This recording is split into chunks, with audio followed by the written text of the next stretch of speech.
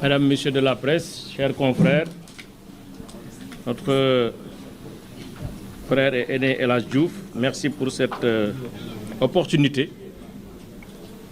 Comme vous le savez, dans l'affaire Mame Mbaye Niang contre Ousmane Sonko, il est simplement utile de rappeler que cette affaire, comme M. El Hadj Diouf l'a dit, a été déjà jugée. Nous, on nous l'a appris depuis qu'on a été dans les bancs de l'université. Res judicata pro veritas habetur. On l'enseigne, je pense, en deuxième année de droit ou en première année de droit. Cet adage latin signifie simplement que la chose jugée est tenue comme étant la seule et unique vérité. Et dans ce dossier, la chose, en tout cas le litige qui a existé entre les deux personnes, a fait l'objet d'un jugement définitif. Jugement qui a fini de faire ses effets sur la base d'un arrêt du Conseil constitutionnel qui a consacré l'irréversibilité de l'arrêt qui a été rendu entre les parties. Ça a commencé d'abord par un jugement qui a été rendu le 30 mars 2023. Donc un jugement qui est réputé contradictoire. Ousmane Sonko a fait appel contre ce jugement. Le procureur de la République avait fait appel contre ce jugement. Mame Mbaye Niang aussi avait fait appel.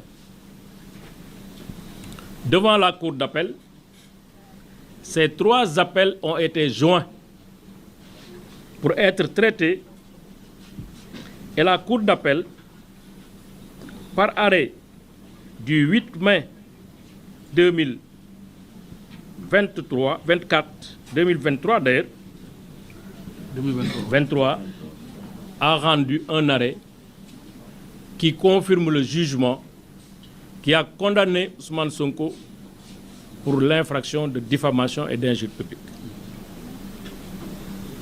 Ousmane Sonko fera un pourvoi en cassation. Ce pourvoi a été rejeté par un arrêt de la Cour suprême du 4 janvier 2024. Déjà, le pourvoi est une voie de recours extraordinaire. Le pourvoi n'est pas ouvert à tout vent, à n'importe qui et dans n'importe quelle circonstance. Parce qu'on estime que le jugement, c'est la première instance et l'appel. C'est là où on juge les faits. Donc les faits ont été jugés à 2 reprises par le tribunal correctionnel de Dakar, mais aussi par la Cour d'appel de Dakar. La Cour suprême n'examine que les motifs de droit qui doivent permettre la cassation d'une décision qu'on considère n'étant pas conforme à la loi. Et on n'examine pas les faits. N'empêche, il a fait un pourvoi en cassation. Le pourvoi a été rejeté par la Cour suprême. Il ne va pas attendre longtemps pour engager une procédure de rabat d'arrêt. Cette procédure de rabat d'arrêt a été jugée le 1er juillet 2025. En principe, sur la base de ces procédures déjà traitées, tranchées, jugées, la vérité était déjà dite. Malheureusement, on pensait pouvoir avoir affaire avec des citoyens respectueux de la justice, respectueux des décisions de justice. Mais hélas, c'était sans compter avec une certaine forme de témérité. Promu Premier ministre du Sénégal, à la faveur d'un remaniement ministériel ayant mis Madame Yacine Fall au ministère de la Justice, eh bien, le Premier ministre Ousmane Sonko, partie intéressée au procès, va abuser de sa position pour instruire Madame le ministre Yacine Fall d'engager une procédure de révision de procès qui est une procédure exceptionnelle, très rare pour ne pas dire inédite, parce que dans l'histoire politique du Sénégal, ou en tout cas l'histoire judiciaire, on peut compter sur le bout des doigts le nombre de procédures en révision, tellement la loi est extrêmement sévère dans le tamissage de cette action. N'empêche, comme il est le Premier ministre tout-puissant, il a fait nommer une dame au ministère de la Justice, qui est par ailleurs un allié politique. Cette dame-là a été instruite d'engager une procédure en révision. Qu'est-ce qu'elle fait? Séance tenante. Vice-présidente de Pasteur. Sans management, elle a initié par un arrêté, son arrêté, la mise en place d'une commission chargée de voir si oui ou non on peut donner un avis favorable. Parce que pour la procédure de révision, en ce qui concerne ce dossier précisément, il faut avoir un avis de la commission. Et l'avis doit être motivé. Donc elle met en place une commission composée de 12 personnes. Et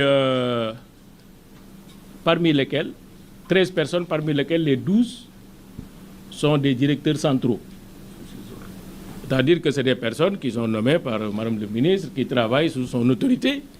Eh bien, vous voyez bien les conditions dans lesquelles une commission de cette nature, composée de la sorte, peut émettre un avis. Et donc, l'avis a été donné. Mais pour qui sait lire entre les lignes, on saurait très bien que cet avis n'est pas motivé. Et c'est sur la base de cet avis que le ministre de la Justice, encore, a saisi le procureur général près la Cour suprême pour lui demander de déposer une requête en révision, c'est-à-dire en réouverture du procès concernant Ousmane Sonko et Mame Mbaye Niang. Je vous ai parlé déjà de ce parquet, parce que le parquet est indivisible. Que ce soit le parquet du tribunal de Dakar jusqu'au parquet près la Cour suprême, le parquet est indivisible. Nous tous, on nous apprend ça, le parquet est indivisible. C'est le même parquet. C'est le même parquet qui avait poursuivi Mame Mbaye Niang, Ousmane Sonko. Le même parquet. Parce que Mame Mbaye Niang avait fait une plainte entre les mains du procureur. C'est ce parquet qui a poursuivi Ousmane Sonko, qui a pris des réquisitoires pour le faire condamner, en considérant que les faits sont constants. C'est ce même parquet qui a fait appel, parce que la condamnation de première instance était, à son avis, une condamnation trop douce, et il fallait faire appel pour corser l'addition, parce que les faits étaient d'une telle gravité qu'il fallait être là pour préserver l'ordre public. Et ce même parquet qui a demandé que ce pourvoi en cassation qui a été fait sur la base de l'arrêt pour lequel il a demandé la confirmation, c'est ce même parquet qui a demandé le rejet de son pourvoi en cassation. Et ce même parquet, dans le cadre du rabat d'arrêt, qui a une position pour dire qu'il faut rejeter cet rabat d'arrêt. À moins d'un an, et ce même parquet qui vient demander tout ce qu'on a eu à faire jusque-là, dans le respect de la loi et du règlement, tout ça n'était pas bon. Que Ousmane Sonko a été mal jugé, que etc., etc., etc. Et donc, il fallait reprendre le jugement, réouverture le procès. Et la seule question que j'ai envie de poser, c'est que, est-ce que les lois ont changé? Est-ce que les lois du Sénégal en matière de diffamation ont changé? Est-ce que les lois du Sénégal en matière de procédure ont changé? Qu'est-ce qui a changé en temps? Pour qu'on puisse se comporter de la sorte, des magistrats ne doivent pas accepter d'être manipulés à ce niveau pour servir une cause qui n'est pas nationale, mais une cause personnelle. Ce qui a changé, malheureusement, c'est les positions et les ambitions. Mais sinon, le droit est resté le même. Les faits sont restés les mêmes. Les interlocuteurs sont restés les mêmes. Maintenant, dans l'intervalle, on peut se poser beaucoup de questions. Mais sur les faits et sur le bien fondé de cette procédure de révision, il y a beaucoup de choses à dire. Je rappelle que cette procédure de révision est fondée sur un pré-rapport qui a été évoqué pendant très longtemps, même pour sa défense, Ousmane Sonko en a parlé, qui est fait par un inspecteur qui assurait, qui était un vérificateur, chef de mission. Cet inspecteur, vérificateur, chef de mission, après le dépôt de son rapport, quelques mois après, est décédé. Pré-rapport. Parce que quand on lit le rapport, pour ceux qui savent lire un pré-rapport, on sait que c'est une première opinion qui a été donnée, sous réserve des réponses qui seront apportées dans ce pré-rapport. Il est décédé.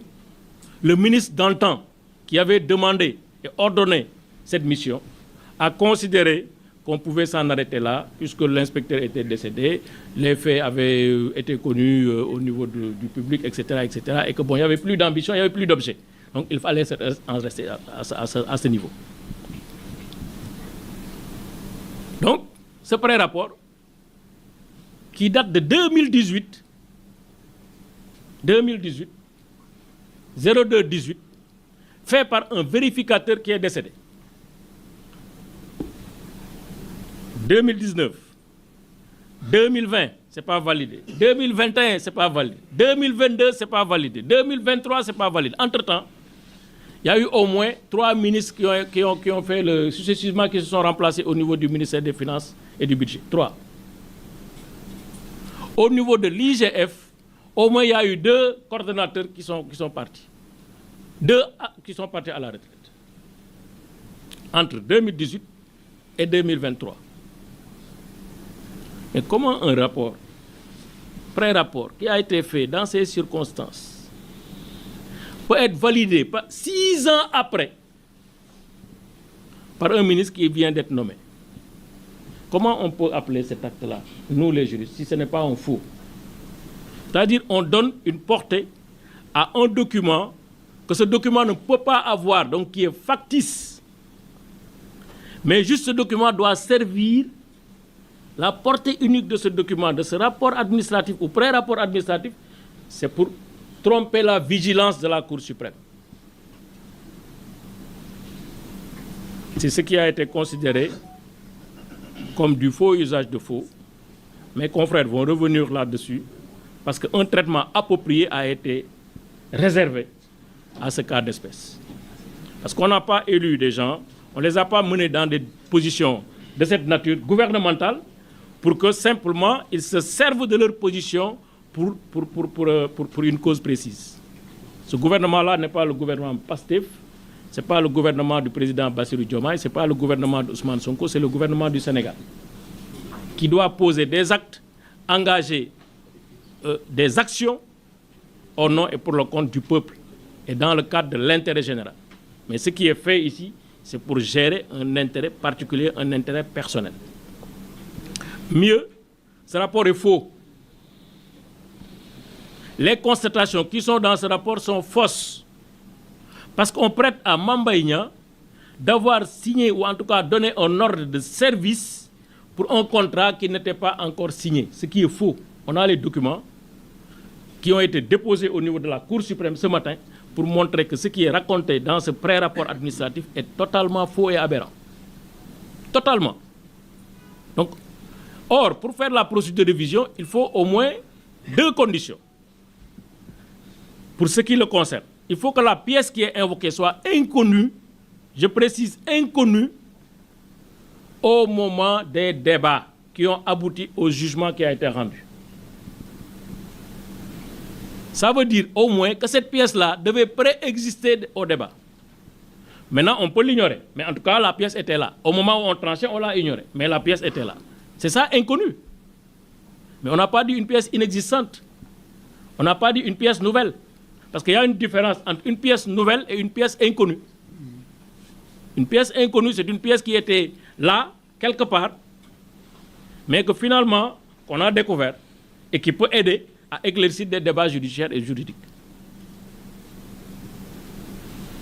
L'autre point sur lequel je vais terminer, c'est que, très honnêtement, il faudrait que de manière beaucoup plus structurée et sérieuse que la justice qui est rendue au nom du peuple sénégalais.